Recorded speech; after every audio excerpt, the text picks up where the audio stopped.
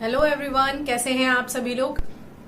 आज का जो वीडियो है वो बहुत इंपॉर्टेंट है क्योंकि आपको पता है कि 2-3 दिन में ही आपका जो है वो बहुत ही जिसे बोलते हैं कि एक तरह से कह लीजिए सजने संवरने का त्योहार आने वाला है। आप समझ रहे हैं ना मैं किस बारे में बात कर रही हूँ।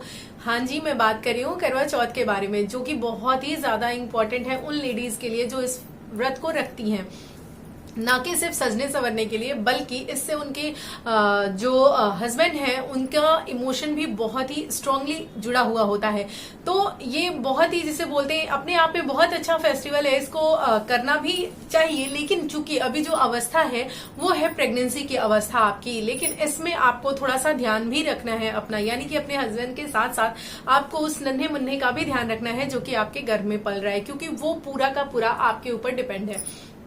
हम बात करेंगे तीनों ट्राइमेस्टर में, फर्स्ट सेकेंड थर्ड ट्राइमेस्टर में जो लोग हैं उनको क्या क्या सावधानियां रखनी है, व्रत रख सकते हैं या नहीं रख सकते, रख सकते हैं तो कैसे रख सकते हैं, अगर कोई प्रॉब्लम आती है बीच में तो उसको कैसे ट्रीट करें, ये भी बात करने वाले हैं। और अगर हम व्रत ना रखना चाहें तो उसके मतलब अल्टरनेट में हम किसको वो व्रत सौंप सकते हैं ताकि हमारा व्रत भी ना टूटे, व्रत पूरा हो जाए और जिसे बोलते हैं हमें कोई डिफिकल्टी भी ना हो, हमारे बेबी को कोई डिफिकल्टी भी ना हो। ये सब कुछ जाने वाले हैं। और लास्ट में हम ये भी देखने वाले हैं कि अगर आपको इस टाइम पीरियड्स है तो क्या आपको ये करवा चौथ का व्रत रखना चाहिए या नहीं रखना चाहिए, और अगर रखना चाहिए तो क्या आप पूजा कर सकती हैं या नहीं कर सकती हैं। सब कुछ डिटेल में जानने वाले हैं।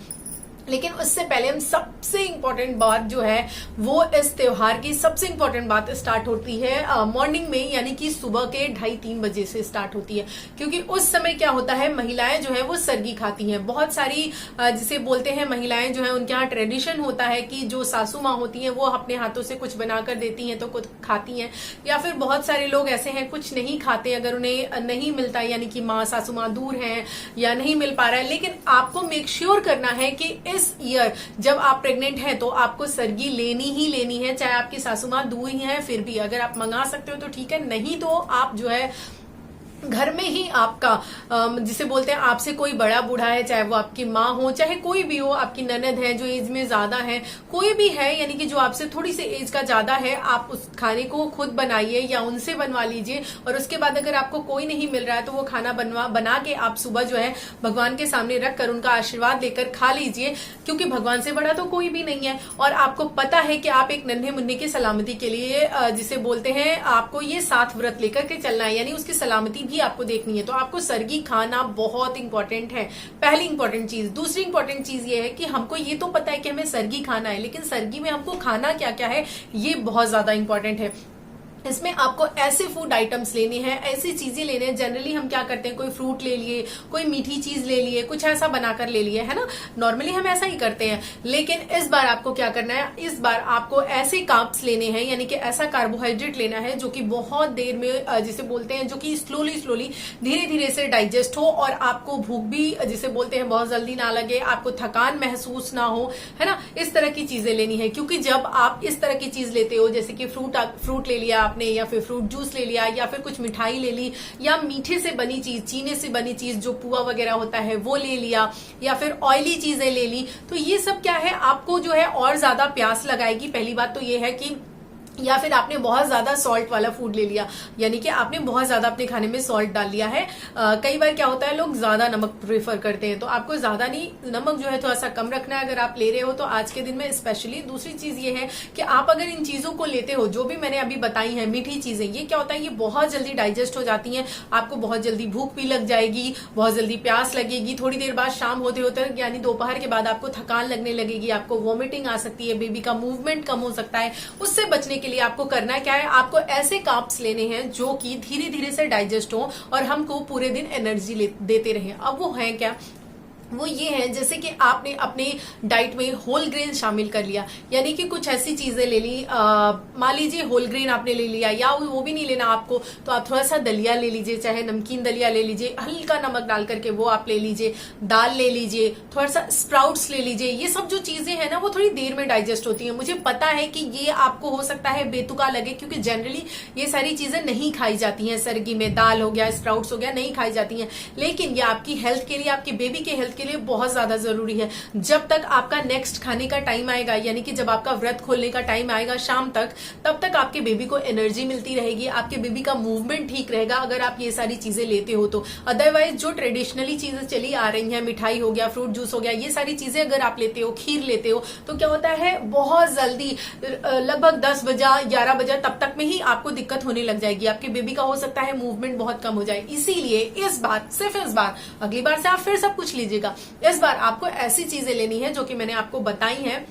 दाल हो गई, स्प्राउट्स हो गए, नट्स आप ले लीजिए, वो भी थोड़ी ज्यादा देर में डाइजेस्ट होते हैं। इस तरह की चीजें आप ले लीजिए और भरपेट खा लीजिए, अच्छे से खाकर पानी पी लीजिए और दोबारा आप पानी पी लीजिए। यानी कि जैसे मान लीजिए आपका मानना ये है, थोड़ा सा वीडियो लंबा होगा लेकिन पूरी टेक्निकल चीजें आपको बताऊंगी जो कि आपके लिए बहुत इंपॉर्टेंट है।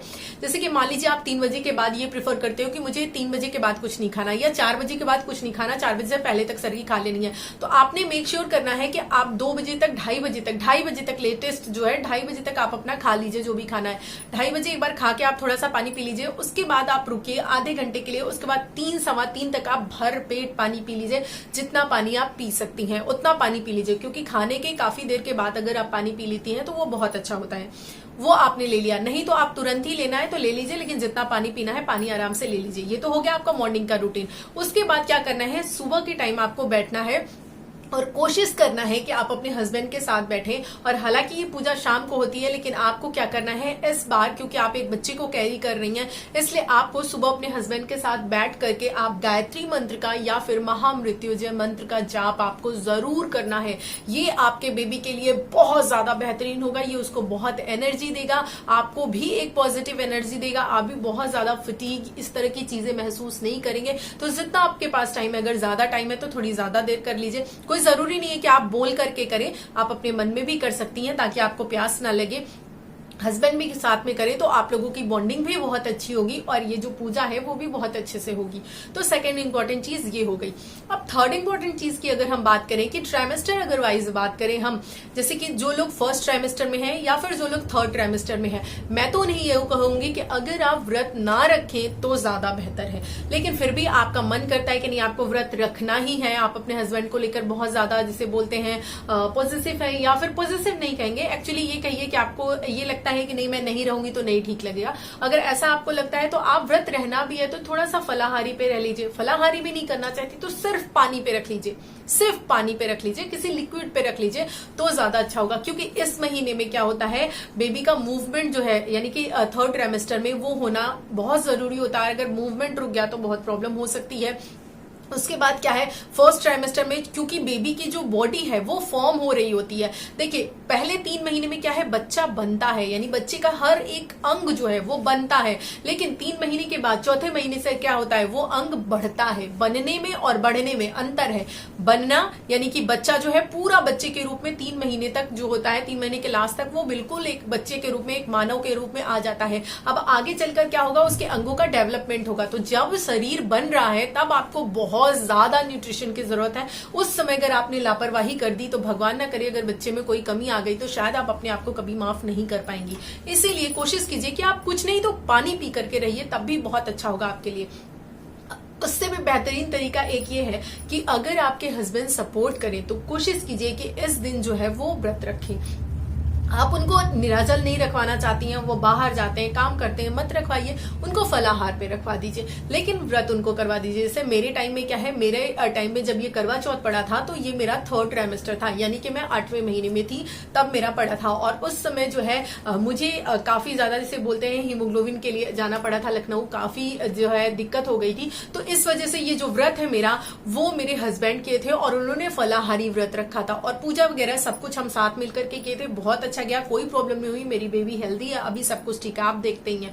तो आपको ये करना है, हस्बैंड को रखवा देना है। उसके बाद अगली इंपॉर्टेंट चीज आपको ध्यान ये रखनी है कि हालांकि हर बार आप गाना बजाना गाती हैं, मिलती हैं लोगों से, बातें करती हैं, शॉपिंग भी कई लोग इस दिन करते हैं, ठीक है, गिफ्ट वगैरह हस्बैंड देते हैं तो पसंद करने जाते हैं। इस बार आपको क्या करना है कि ये सारे काम अगर आपको करने हैं तो आप 1 से 2 दिन पहले निपटा लीजिए। जो भी आप अपने हस्बैंड से गिफ्ट चाह रही हैं, अगर वो अपनी मर्जी से चाह रही हैं तो आप उसको पहले से ले लीजिए। उस दिन जो है आप कोशिश कीजिए कि बाहर मत जाइए, अपने घर में रेस्ट कीजिए और जिसे कहते हैं आप लेटे रहिए, बहुत ज्यादा इधर उधर भागम भाग मत कीजिए, बहुत ज्यादा सजने समझने पर जोर मत दीजिए, क्योंकि आप इस समय जितना ज्यादा एक्टिविटी करेंगी उतना ज्यादा थकेंगी। तो नॉर्मल सा इस जो है करवा चौथ आप हल्का सा मेकअप कीजिए, थोड़ा सा मेकअप कीजिए और उसके बाद अपना व्रत जो है वो पूरा कीजिए। अगली इंपॉर्टेंट चीज ये है कि आपको इस पे तो जरूर ध्यान देना है कि अगर आपने व्रत रखा है और व्रत के बीच में ही आपको लग रहा है कि आपके बेबी का मूवमेंट काफी देर के लिए एकदम बंद हो गया है, वो बिल्कुल ही मूव नहीं कर रहा, या फिर आपको वॉमिटिंग आ रही है, आपका व्रत लग रहा है टूट जाएगा, तो ऐसे में व्रत टूट जाने से बेहतर यही है कि आप जो है कुछ फलाहार ले लें। नहीं कुछ फलाहार लेना है तो कुछ लिक्विड ले लें, नारियल पानी ले लें, कोई फ्रूट जूस ले लें या फिर पानी ले लें, इस तरह की चीजें ले लें व्रत टूटने से पहले, क्योंकि आपको भी पता है व्रत टूट गया अगर तो फिर अगली बार से आप नहीं रह पाएंगे। बेहतर है कि उसको इस तरीके से खोल लीजिए। दूसरी चीज ये है कि पूजा जैसे है चांद को देख करके वो किया जाता है, खाना खाया जाता है, व्रत तोड़ा जाता है, तो वो करीब 9 साढ़े 9 बज जाता है चांद निकलने में। ठीक है, तो अगर आपको लगता है तो आप शाम को जो है 7 बजे 6 बजे के करीब जो है पूरी अपनी विधिवत पूजा पाठ कर लीजिए। उसके बाद पानी पी लीजिए, थोड़ा सा कुछ लेकर के, जैगरी या कुछ लेकर के पानी पी लीजिए। उसके बाद रात में आप फला जिसे बोलते हैं अपना खाना खाइए। ठीक है, और ये मैं कहना चाहूंगी कि जैसे आपको खाना खाना है तो व्रत किस तरीके से तोड़ना है, आपको ध्यान ये रखना है कि सबसे पहले नॉर्मली क्या होता है, जनरली हम सिर्फ पानी ले लेते हैं या कुछ ऐसी चीजें ले लेते हैं, जैसे आप पानी भी लेने जाते हो, यानी कि जब हस्बैंड व्रत आपका तोड़वाते हैं तो आप पानी लेते हो या कोई मिठाई इस तरह की चीज लेते हो। इस बार आप कोशिश करो कि जैगरी रखो अपनी थाली में, यानी कि गुड़ रखो। उससे क्या होगा, आपके गले में खराश नहीं होगी, क्योंकि हम दिन भर व्रत रखते हैं और नॉर्मली हम कुछ और चीज ले लेते हैं तो गले में खराश की प्रॉब्लम हो जाती है। तो हमें क्या करना है, जैगरी रखना है, गुड़ रखना है। उसके बाद यह है हमको बहुत ज्यादा पानी नहीं पीना है। जब वो व्रत तोड़वा रहे हैं, पानी पिलवा रहे हैं, तो आप कोशिश कीजिए 2 से 3 घूंट 4 घूंट ले लीजिए, बस, इससे ज्यादा नहीं। उसके बाद आप 10 मिनट रुकिए, उसके बाद थोड़ा सा पानी पीजिए, फिर थोड़ी देर रुक करके 10-15 मिनट रुक करके फिर आप 1 गिलास पानी पीजिए। यानी कि धीरे धीरे आप अपनी पानी की मात्रा को भी बढ़ाइए, इकट्ठे आपको पानी नहीं लेना है। क्योंकि नॉर्मली भी देखिए जब हम करवा चौथ और तीज का व्रत रखते हैं और हम अचानक से पानी पी लेते हैं, पहली ही बार में 1 गिलास 2 गिलास पानी पी लेते हैं, तो पानी क्या होता है, पेटों में लग जाता है, यानी कि पेट हमारा दर्द करने लगता है। तो आपको इससे बचने के लिए क्या करना है, पानी जो है वो धीरे धीरे बढ़ाना है, यानी बहुत ज्यादा गैप नहीं देना है। 10-10 मिनट का ही गैप देंगे आप तो भी, लेकिन गैप देना है, धीरे धीरे पानी को बढ़ाना है। इसी तरह खाने को आपको क्या करना है, जब आप व्रत तोड़ रही है तो कोशिश कीजिए किसी ऑयली चीज से अपना व्रत मत तोड़िए, कोई हेल्दी चीज से व्रत तोड़िए आप अपना। और उसके बाद खाना आप थोड़े थोड़े टुकड़ों में खाइए, यानी थोड़ा सा खाना अभी ले लिया या थोड़ी सी चीज, कोई मतलब बहुत सारे आइटम आपने बनाए होंगे, कोई एक आइटम आप अभी अपने ले लिया, फिर थोड़ी देर का ब्रेक दे दिया आधे घंटे का, उसके बाद आपने ले लिया, यानी कि टुकड़ों टुकड़ों में आपको खाना है। आप एक बार में लेकर के अपनी थाली बैठ गई और पूरा खाना एक बार में खा लिया तो आपको प्रॉब्लम हो सकती है, आपको इवन वॉमिटिंग भी हो सकती है। तो आपको ये ध्यान रखना है, ये सारी चीजें करनी है। और एक और चीज मैं आपसे ये कहूंगी कि अगर आपको ये लगता है कि आपने सब कुछ कर लिया, आपके बेबी का मूवमेंट जो है वो रुका हुआ है, बिल्कुल रुका हुआ है, और आपने पानी भी पी करके देख लिया कुछ देर, उसके बाद भी अगर आपके बेबी का कुछ देर बाद मूवमेंट आपको नहीं समझ में आ रहा है, ऐसा लग रहा है कि नहीं वो बिल्कुल मूव नहीं कर रहा है, तो आपको तुरंत डॉक्टर के पास जाना है, इमीडिएटली डॉक्टर के पास जाना है। ठीक है, ये एक स्पेशली 3rd ट्राइमेस्टर में ये एक अलार्मिंग साइन हो सकता है, तो इसीलिए आपको इसको अवॉइड नहीं करना है, आपको डॉक्टर के पास तुरंत जाना है। अगली चीज मैं आपको ये बताऊंगी कि जिन लोगों का हीमोग्लोबिन कम है, यानी कि आयरन कम है, हीमोग्लोबिन कम है, और जिन लोगों के साथ ये प्रॉब्लम है कि उनकी हाई रिस्क प्रेगनेंसी है आप कह सकते हो, या फिर जिनके बच्चे के आसपास का जो पानी है, यानी कि जो एमनियोटिक फ्लूइड है वो डॉक्टर ने बता रखा है कि कम है, तो इन लोगों को तो स्ट्रिक्टली व्रत नहीं रखना है। आप अपने हस्बैंड को व्रत करवाइए, ठीक है, लेकिन अगर आपको व्रत रखना है तो या तो फिर कुछ खा पी करके रखिए। ये लोग अगर व्रत रखते हैं तो इनके लिए प्रॉब्लम क्रिएट हो सकती है, प्रीमेच्योर डिलीवरी हो सकती है, या बेबी को कोई प्रॉब्लम हो सकती है। तो इसीलिए अगर आपके साथ ये सारी चीजें, ये सारी कंडीशन है, तो आप जरूर इस बात का ध्यान रखें कि व्रत जो है वो आपको अपने हस्बैंड को कराना है, आपको व्रत इस बार नहीं करना है। उसके बाद हम बात करें लास्ट जो है वो है पीरियड्स के बारे में, कि अगर आप पीरियड में है तो क्या आप कलश स्थापना कर सकती हैं, क्या आप पूजा कर सकती हैं या नहीं कर सकती हैं। तो माय डियर, मैंने पहले भी बताया था कि ये बहुत बड़ा मिथ है कि हमें पीरियड्स में पूजा नहीं करनी चाहिए। पीरियड्स जो है वो एक ऐसी प्रक्रिया है, वो एक ऐसी नेचुरल देन है जिसके बिना एक औरत नहीं कहलाती। यानी कि कोई भी लेडी जिसको पीरियड्स ना होते हो, आप सोचिए उसको समाज में किस दृष्टि से देखा जाता है, उसको बेबी नहीं होते, उसको औरत मतलब एक तरह से समाज में नहीं सही नजरिए से देखा जाता है। तो आप कैसे पीरियड्स को नकार सकते हैं। एंड मैंने आपको ये भी बताया है कि जब सती जी हैं, उनका जो देवी सती थी, उनके जब अंग कटकर गिरे थे तो उसमें उनके प्राइवेट पार्ट यानी कि उनका जो जननांग है वो भी गिरा था, और उस जगह पे भी मंदिर बनी हुई है और वहां पे पूजा होता है। अगर आपको मेरी बात पे विश्वास नहीं है तो आप नेट पे सर्च करके देखिएगा, आपको मिल जाएगा। बहुत ही ज्यादा विख्यात मंदिर है वो।